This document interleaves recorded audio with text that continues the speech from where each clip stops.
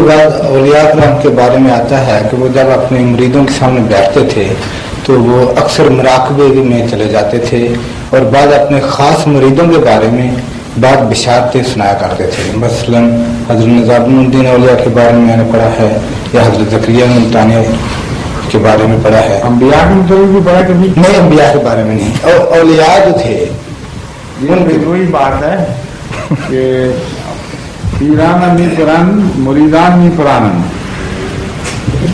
کہ پیر بیچارے خود تو نہیں اڑتے, مرید آتے پھرتے ہیں ہم کو. جو چیزیں انبیاء کے دستور سے ہٹ کر ہوں اور انبیاء کی سنت کے مخالف ہوں, ان کو انبیاء کی نسبت ادنا درجوں میں ماننا یہ ناجائز بات ہے.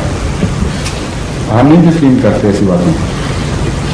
ایسی حرکتیں ہیں جو اولیاء کی طرف یہ منسوخ کرتے ہیں, ان کا قرآن کریم کی بیان فرمودہ واقعات میں جو انبیاء کے واقعات ہیں کہیں ذکر نہیں ملتا. اس لیے ہم تو نبوت کی کسوٹی سے نیکی کو پہچانیں گے.